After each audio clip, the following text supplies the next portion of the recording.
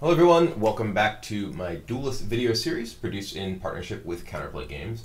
Today I'm going to be going a little bit deeper into the gameplay of the Kara Winterblade Vanar Aggro deck that I showed in a deck tech last time. So let's just jump into some games. Against Songhai. Alright. Against Songhai, this is interesting. We're definitely going to replace the Displacer. I think we'll replace one of the Spelljammers. I want to have the ability to play a 2-drop early, and I don't think I want both Spelljammers here, certainly. Easy replace initially. Spirit of the Wild. We'll replace that. We'll just move forward and play a Hearth Sister. This gives us access to one of these next turn. We'd love to have another 2 here, so we could play a 2 and a 3. Gorehorn. Okay. So I'm tempted to, if I move up here, I could cryo this, because there's a lot of buffs in Songhai, and I generally feel safest not leaving them with a Gorehorn in play. I think I just move up to the middle and cryo this. I'm somewhat tempted to replace my Dancing Blades, just because it's often difficult to find windows to remove Songhai's minions, and things like Four Winds Magi don't die to Blades, but I do have several redundant drops. I guess I could also cast the cryo first and see what I get. Could potentially replace whatever I get off of it. Well, we'll replace the Displacer. And then I'm not going to move my Hearth Sister here. I want it to have access to moving onto one of these, and I can walk up here potentially. This gives me a full hand of minions to use Kinetic Surge on, which is very, very valuable. We actually also drew a 1-drop, which is particularly valuable because we could potentially Kinetic Surge, play 1 and a 3. And there's the Four Winds Magi.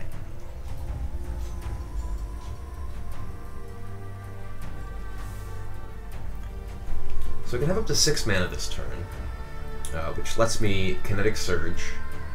So we'll move this here.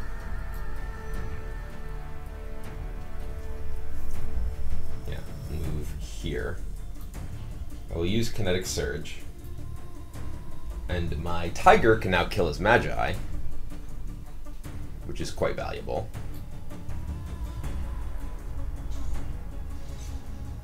I can also play a Hearth Sister, which I'm going to skip the swap with. And then I'm going to end my turn.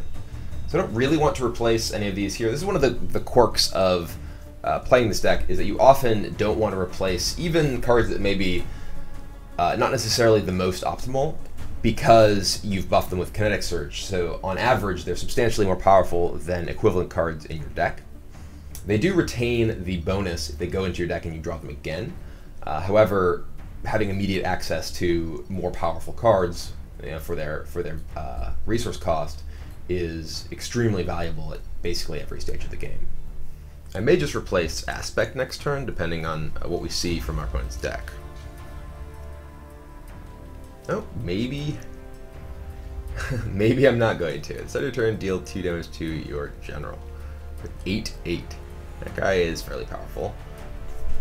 I think I probably just want to trade with it here. Trade with it with my Hearth Sister and the Aspect. And then play probably Spelljammer. I could play the Bloodtear Alchemist, but the Bloodtear Alchemist becomes much more powerful next once it's actually at least 3 health, because it doesn't die to a single general attack. I also could Aspect it, attack with my general, and Blood Tier it, which is actually going to be better, right? Yeah. So let's do this.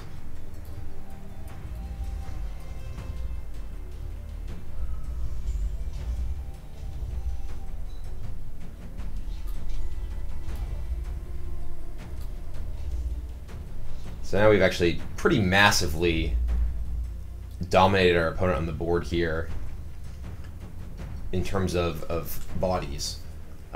By not trading this off, using it to attack my opponent's face, taking just 3 damage on my general, we've managed to keep significantly more minion pressure, and our opponent decides that that is unrecoverable. Might have been winnable for them, but probably not given that advantage I had. Alright, well, let's just jump into another game after this one.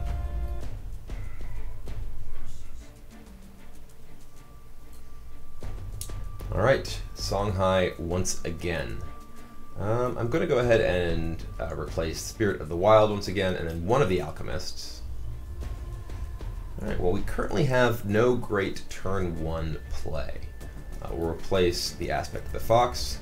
We found a Cloaker, which is fairly crucial because it gives us a minion that we can play that is not really low impact like a Alchemist on the first turn to potentially access these.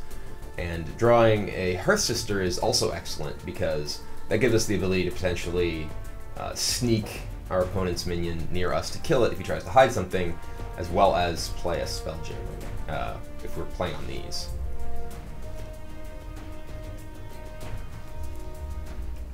Okay. Ooh, he's got a Phoenix Fire. Well, that gives me some options. I can just move to the middle and Cryogenesis his Assassin. That ensures that I have walk-on access to a Mana Spring tile next turn, which could be quite valuable. And also removes his Assassin and gets me a minion from my deck.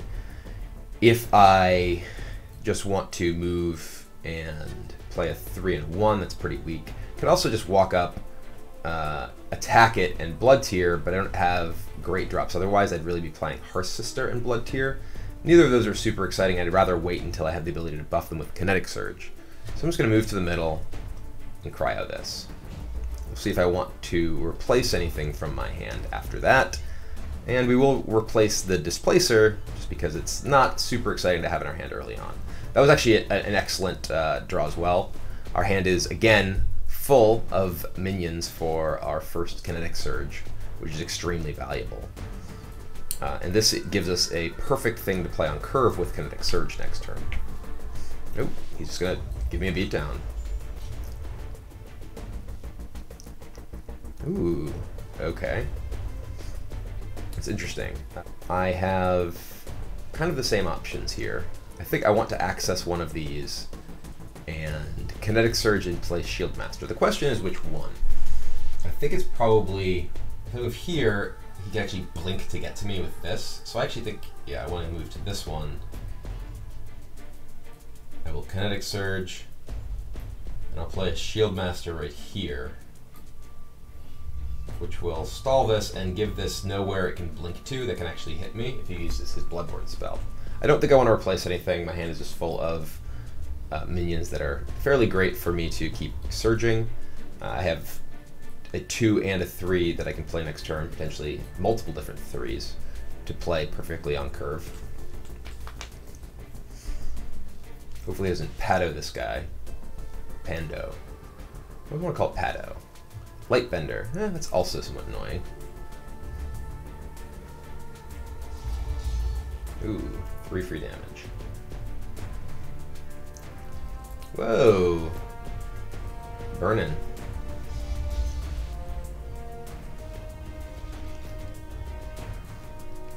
Alright, well, I get to, we'll have a couple of options. I can go here and, if I move here, I can actually take this I can play Spelljammer into Hearth Sister into Blood Tear and kill his guy as well. Which is actually very attractive because playing 3 buffed minions with my, with Kinetic Surge, you're getting much more mana worth of value. So I'm going to replace this Spelljammer that isn't buffed. Ooh, okay. I will play Hearth Sister, which I'm going to skip that with. I'll play the Spelljammer, which allows me to play Alchemist shooting this, and then I'll attack this. So now, once again, I have a very dominant board position. Playing 3 minions that I'll have gotten +1 from Kinetic Surge is just an incredible amount of value for 5 mana. Just such an enormous amount of stats. Maybe I shouldn't have put this behind him to give him the ability to back out. because I want my my minions on this side of the board for Spirit of the Wild. So that could have been an error, because it doesn't give my opponent the ability to run away, which I want him to do. Oh, he's just kind of looking to go face here. Alright. We do have a Shield Master, and Kinetic Surge is once again up. We will always Kinetic Surge when we have Kinetic Surge available. It's not necessarily true. It's possible that you want to wait until the next turn because you have a better play immediately. But I'm just going to go ahead and everything attacks him.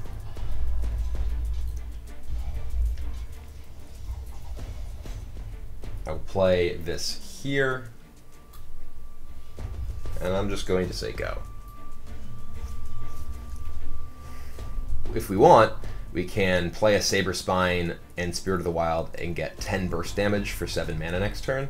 We have him stuck in the middle with our Provoke as well, so there's no way for him to move out of position so that I can't get the Saber Spine in his side of the board for Infiltrate, which turns on Spirit of the Wild.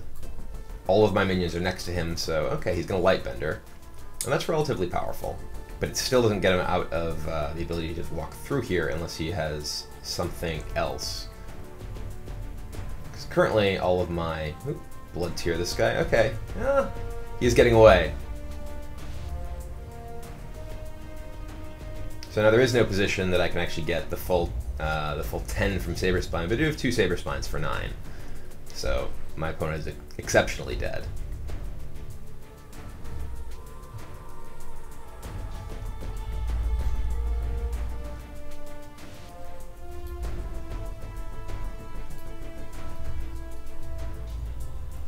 And there we have it. And that, I think, really demonstrates just how powerful Kinetic Surge is in terms of making your early minions into incredible powerhouses, and also illustrates just how effective it is specifically to play on curve as much as possible after using your Kinetic Surge, simply because the value you're getting per mana is so incredibly high compared to the average. Let's jump into one more game here, since those are fairly quick. Alright, now we are playing against Magmar. Opening hand is not the best. We're going to go ahead and replace Spirit of the Wild and Chromatic Cold. We're generally looking to be as proactive as possible against really all the versions of Magmar, whether they're ramp or sort of the aggressive version, because you're trying to generally race them. And this is a little bit of an awkward draw. I'm going to go ahead and replace, I think, one of the Shield Masters. The Shield Master is so good when you get it pumped. Yeah, I'll replace a Shield Master. We're looking for, we don't really want to be Ephemeral Shrouding, but I think we'd rather do this than play our Alchemist turn 1.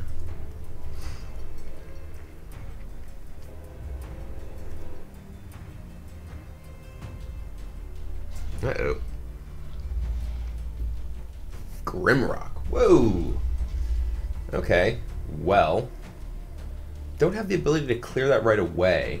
We could go ahead and dig, though we do have a Shroud that can make this less scary than it otherwise might be. If we were to play a Shield Master, we could take this, and our opponent would be able to kill it, unfortunately, on board with his General and his Grimrock next turn. It's not necessarily a terrible exchange, because it does prevent our opponent from moving to get the other Mana Spring tile.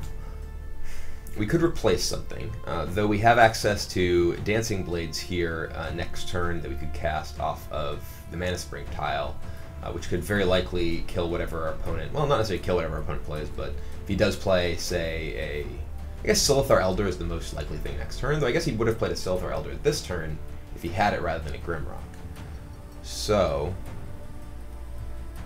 I think I'm just going to go ahead. I'm going to keep my hand for now and just play a Shield Master right here.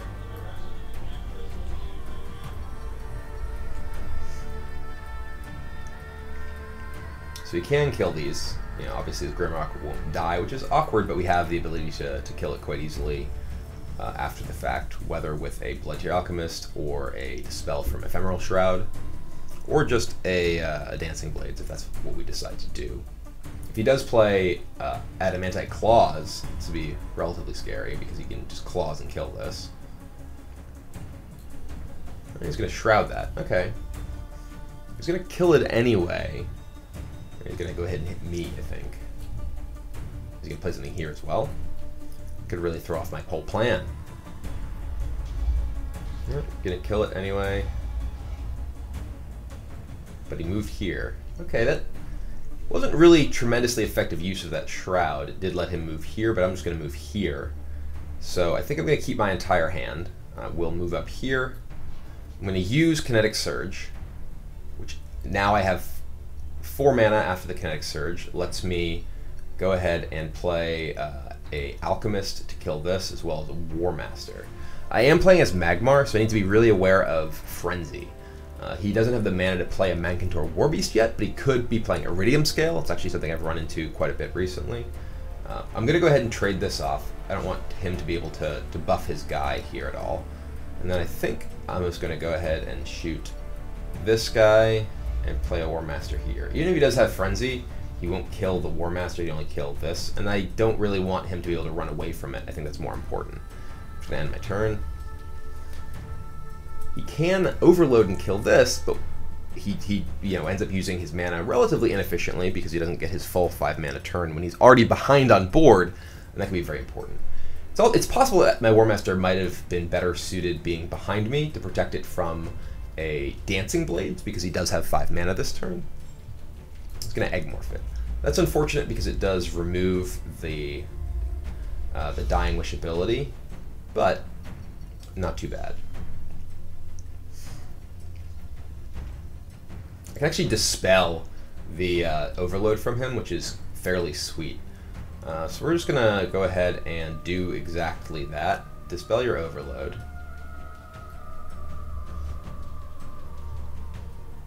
And we're going aggro here. I might replace the Displacer. Yeah. Should have done that first, clearly. Is there any way I can avoid Warbeast next turn? Not really. And continue to actually apply significant pressure to him. I guess I can go here and play Warbeast behind him over here. And there's no real place he can run from it. So he can't actually get all 3 of us with the Warbeast. So he could get me in this, or this and me, but not all 3. And there's nowhere he can move currently that gets him out of range of this being able to walk up and attack him. These are sort of, little maneuvering things that can be very important in terms of maximizing your ability to, win games with even like minor tactical maneuvering. It's the little things that can often make a big difference.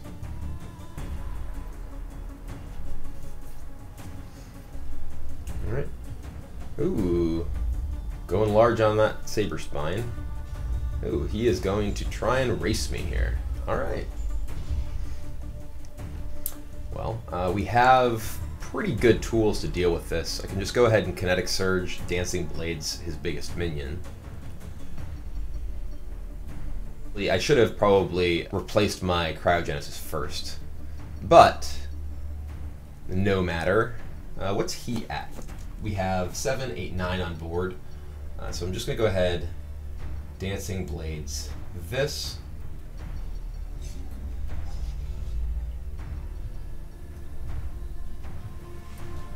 And I think I'm actually going to have this kill his Primordial Gazer. And I'm not going to trade damage with him. Well, we can go to 7 next turn. Yeah, I'm not going to trade damage with him. He could theoretically play Bonded Life Force next turn. I guess that would just kill him because I have all this damage on board. Alright, we're going to attack him. Just trying to think if there's anything he could actually do to kill me next turn. Bonded Life Force doesn't kill me because I'd still have 14 health.